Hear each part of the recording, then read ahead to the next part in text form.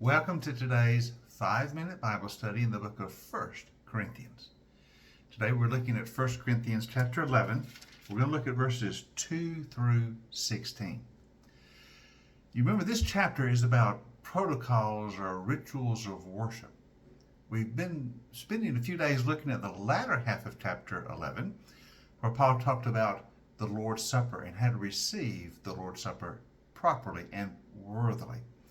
We'll look at the last half of chapter 11 first, because in chapter 10, Paul had begun the discussion of the Lord's Supper and simply continued it in the latter half of chapter 11. So today we're going back to the first half of chapter 11, where Paul talks about this topic of covering your head in worship. When you pray or when you prophesy, should your head be covered or should it not? Now this is a rather confusing passage for us, and one that we have a bit of a difficult time understanding.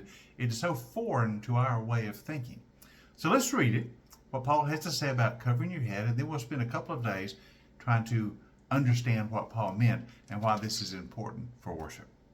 So we're going to start reading at verse 2 of chapter 11. Now Paul says, I praise you for remembering me in everything and for holding to the traditions as I pass them on to you. I want you to realize that the head of every man is Christ, and the head of the woman is man, and the head of Christ is God. Every man who prays or prophesies with his head covered dishonors his head.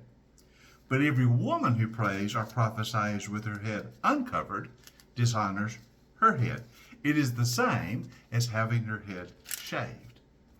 For if a woman does not cover her head, she might as well have her hair cut off. But if it is a disgrace for a woman to have her hair cut off or have her head shaved, then she should cover her head. Now a man ought not to cover his head, since he is the image and the glory of God. But woman is the glory of man. For man did not come from woman, but woman from man. Neither was man created for woman, but woman for man.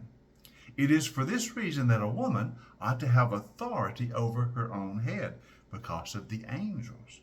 Nevertheless, in the Lord, woman is not independent of man, nor is man independent of woman.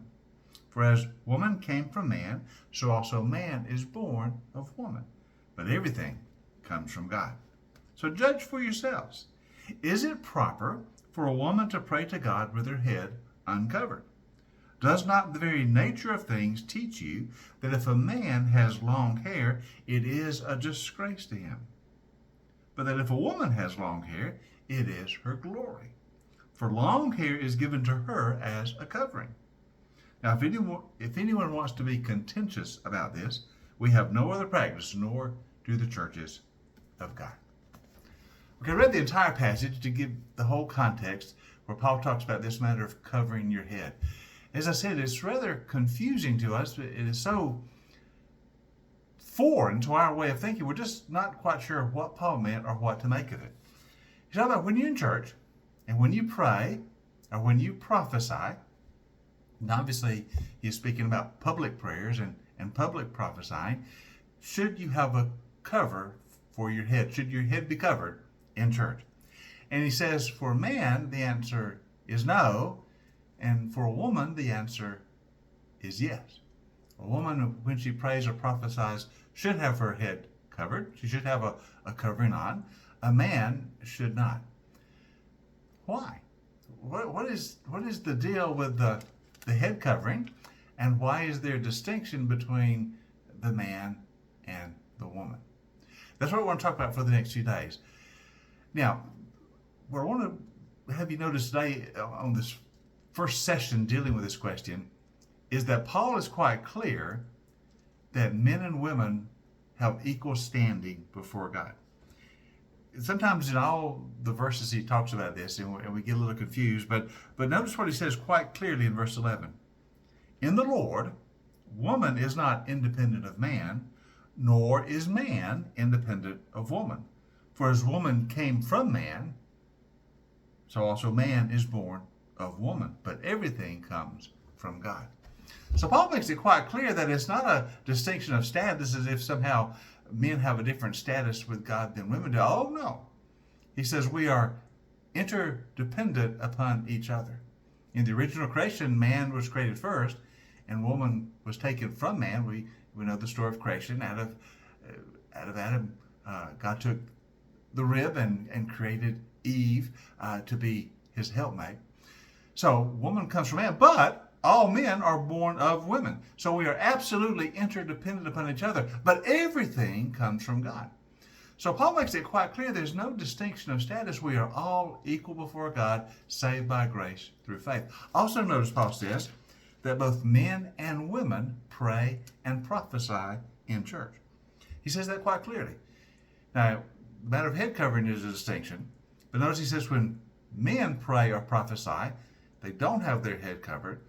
When women pray or prophesy, they do have their head covered. But notice quite clearly that both men and women pray in church and prophesy in church. And this is public prayer and public prophesying or proclamation. So both of them minister in the name of God. Both of them serve in the church, proclaiming the word of God and leading in the prayers. They are both equal in that sense.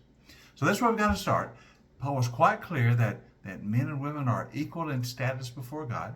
They're interdependent upon each other, but they are equal in status before God, saved by grace through faith, and that they both serve in the church in prayers and in prophecy.